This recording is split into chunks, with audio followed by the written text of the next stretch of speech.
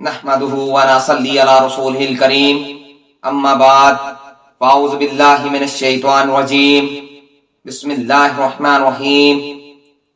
سلطان عماد الدین زنگی کی شہادت کے بعد ابھی سلطان نور الدین زنگی اپنی سلطنت کے استحکام میں مصروف تھا کہ شعبہ جاسوسی کے نگراں ارکم نے سلطان کو ایک پریشان کن اطلاع دیتے ہوئے کہا، اڈیسہ کی آزادی خطرے میں ہے، بگوڑا جوسلن ثانی دوبارہ حملے کی تیاریاں کر رہا ہے۔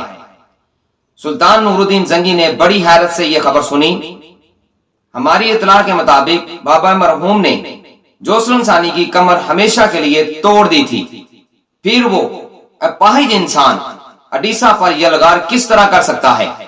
صلیبیوں نے اسے نئی بساکھیاں دی ہیں۔ ارکم نے وضاحت کرتے ہوئے کہا، انطاکیہ کا حاکم ڈیمورا اس کی پشت پر ہے۔ مزید یہ کہ ارمینا کے عیسائی باشندوں نے بھی جوسلن کو مالی امداد دینے کا وعدہ کیا ہوا ہے۔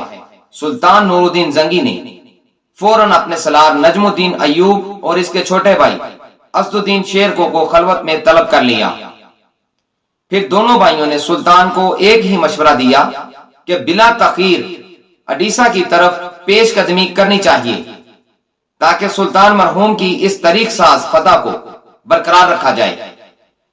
سلطان نور الدین زنگی اپنا لشکر لے کر قہرناک آندھی کی رفتار سے اڈیسہ کی طرف بڑھے، مگر اس سے پہلے نومبر 1146 عیسوی میں جوسلن ثانی نے اڈیسہ پر آدھی رات کے وقت شب خون مارا اور گہری نیند میں ڈوبے ہوئے ترکمان پہرے داروں کو قتل کر کے شہر پر قبضہ کر لیا۔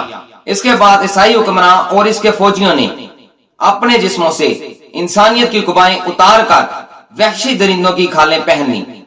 پھر وہ اپنے خونخوار دانتوں اور نکیلے پنجوں کے ساتھ اڈیسہ کے مسلمانوں پر جھپٹ پڑے۔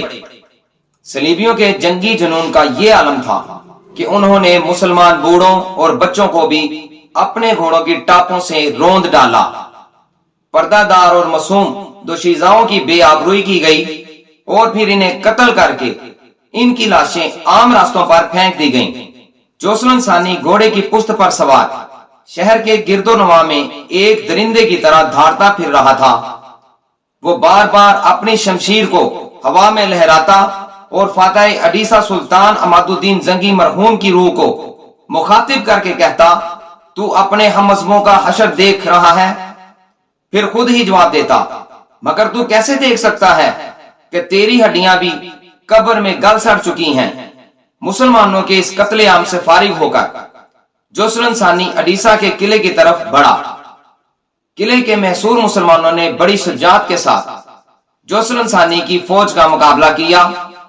پھر جب مسلمانوں کے دلوں میں یہ خدشات ابھرنے لگے کہ وہ یہ جنگ ہار جائیں گے اور صلیبی لشکر ان پر غالب آ جائے گا، تو عین اسی وقت تائید غیبی کی طرح سلطان نور الدین زنگی اپنی تازہ دم فوج کے ساتھ اڈیسہ آ پہنچے۔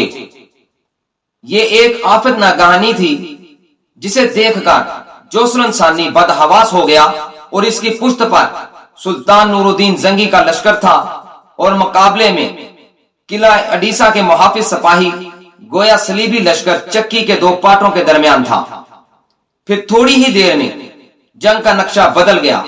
مجاہدین اسلام کے نیزے صلیبی سپاہیوں کی ہڈیاں توڑ کر سینوں کے پار ہونے لگے اور ان کے سر پکی ہوئی فصل کی طرح کٹ کر زمین پر گرنے لگے۔ جوسلن ثانی بڑی مشکل سے جان بچا کر بھاگا۔ اس کے ساتھ بچے کھچے عیسائی سپاہی جن کی تعداد بہت مختصر تھی۔ جوسلن کے فرار ہونے کا منظر دیکھ کر سلطان نور الدین زنگی نے نہایت غضبناک لہجے میں اپنے سپاہیوں کو حکم دیا، اس درندے کا وہاں تک تعقب کرو کہ اللہ کی وسیع اور اس زمین تنگ ہو جائے اور اس کے لیے کوئی جائے اما باقی نہ رہے۔ اگر وہ تمہاری شمشیروں کی ضد میں آ جائے تو اسے قتل مت کرنا۔ میری آنکھیں اسے گرفتاری کی حالت میں دیکھ کر زیادہ روشن ہوں گی اور میرے بے قرار دل کو زیادہ اطمینان حاصل ہوگا۔ اپنے سلطان کا حکم سن کر مجاہدین اسلام عقابوں کی طرح اپنے شکار پر جھپٹے اور دریائے فرات تک صلیبی لشکر کا تعاقب کیا۔ انجام کار ایک معمولی مزاحمت کے بعد عیسائی سپاہیوں نے ہتھیار ڈال دیے اور جوسلن ثانی زندہ گرفتار ہو گیا۔ وہ ارض و شام کے باشندوں کے لیے بڑا ہی عجیب دن تھا جب وہ شہر کے عام شہراؤں پر کھڑے شدید اضطراب کے عالم میں ایک عبرتناک منظر دیکھ رہے تھے۔ مسلمان سپاہی اڈیسا کے سابق حکمران جوسلن ثانی کو کھینچتے ہوئے دربار شام کی طرف لے جا رہے تھے۔ یہ جوسلن ثانی کی اس ذلت آمیز حرکت کی طرف اشارہ تھا جب عیسائی حکمران نے اڈیسا کے مجبور معصوم شہریوں کو قتل کرتے ہوئے سلطان عماد الدین زنگی مرحوم کو تحقیر آمیز لہجے میں آواز دے کر کہا تھا کہ وہ قبر سے نکل کر اپنی قوم کا حشر دیکھے۔ جوسلن ثانی کے پاس سلطان نور الدین زنگی کے اس سوال کا کوئی جواب نہیں تھا۔ وہ سر جھکائے خاموش کھڑا تھا۔ سلطان نور الدین زنگی کی پرجلال آواز دوبارہ گونجی، اب تو مجھ سے کس سلوک کی توقع کرتا ہے؟ جوسلن ثانی نے بڑی عیاری کے ساتھ اپنا سر اٹھایا اور انتہائی عاجزانہ لہجے میں بولا، یہ مسلمانوں کی روایت رہی ہے کہ وہ اپنے دشمن کو بھی معاف کر دیتے ہیں۔ مجھے یقین ہے کہ سلطان علی مقام بھی اپنے ہم مذہبوں کی طرح روایت کو برقرار رکھیں گے۔ جوسلن ثانی کا طرز گفتگو دیکھ کر تمام اہل دربار حیرت زدہ رہ گیا۔ وہ فریب کار شخص بڑی عیاری کے ساتھ سلطان نور الدین زنگی کے ارد گرد ریاکارانہ الفاظ کا جال پھیلا رہا تھا۔ اس پر سلطان نور الدین زنگی بولا، اور عیسائیوں کی روایت کے بارے میں تیرا کیا خیال ہے؟ سلطان نور الدین زنگی نے جوسلن ثانی کی درخواست کا جواب دینے کے بجائے الٹا اسی سے ایک عجیب سوال کر ڈالا، میں جانتا ہوں کہ عیسائیوں سے کچھ غلطیاں سرزد ہوئی ہیں۔